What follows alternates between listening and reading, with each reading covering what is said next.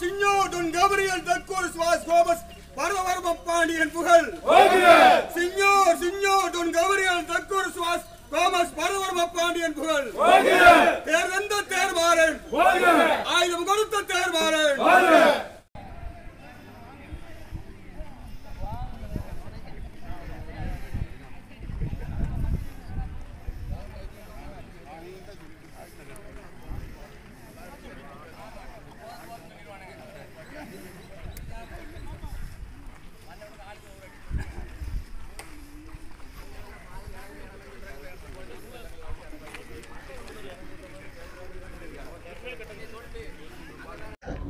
கிபி 1753 டிசம்பர் 3ஆம் நாள் பிறந்து முத்துக்குளித்தூருடைய 14வது அதிபதியாக இருந்த சின்னோர் தென் கபிரியல் தக்கூர் சுவாஸ் கோமஸ் பரேர்ம பாண்டியன் வீரபாண்டிய கட்டபொம்மனுக்கு கப்பல்களை கொடுத்து உதவினார்.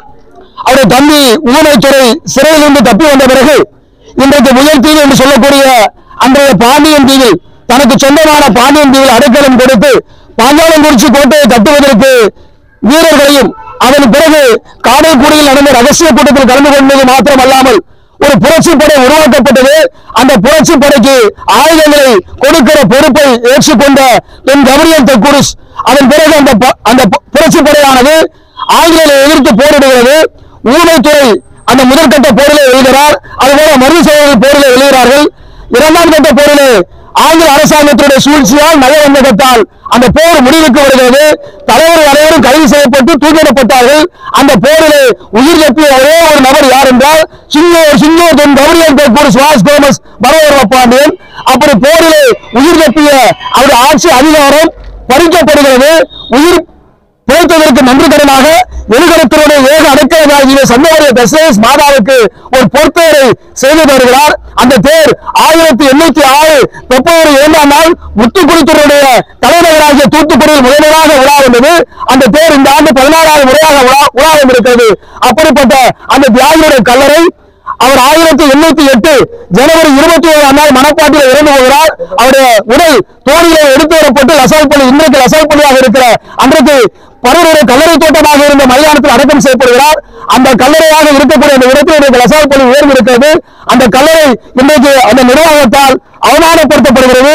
தியாகிகளுக்குரிய மரியாதை அந்த நிர்வாகம் செய்யவில்லை என்பதை பல முறை சுட்டிக்காட்டிக் கொண்டே இருக்கிறோம். அந்த தியாகிகளுடைய கல்லறை நாங்கள் நீதிமன்றம் கட்டுவதற்கு அந்த கல்லறை தோட்டத்தில் இடத்தை ஒதுக்கி தர வேண்டும் என்று பல முறை கோரிக்கை வைத்திருக்கிறோம். இன்றைக்கு கன்னியாகுமரியில் இருந்து ராமேஸ்வரம் தீ வரைக்கும் இருக்கக்கூடிய அனைத்து பருவ ஊர்களை சார்ந்த பிரதிநிதிகளும் கலந்து கொண்டு காவல்துறை முன்னிலையிலே நாங்கள் கோரிக்கையை கொடுத்திருக்கிறோம்.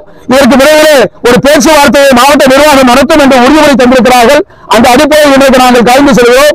இந்த இடத்திலே நாட்டினுடைய விடுதலைக்காக பாடுபட்ட அந்த தியாகிக்கு ஒரு மணிமண்டபம் கட்டியே தீர்வோம். அவரோடு போர்க்களத்தில் இருந்தவர்கள் மரணமாக வெளியே தருகிறார்கள். அந்த போருக்கு ஆயுதம் கொடுத்த வேறாக இருக்கக்கூடிய தென் கபிரியலுடைய அந்த நினைவு நாள் இதுவரை அரசாங்கத்தால் அனுசரிக்கப்படவில்லை.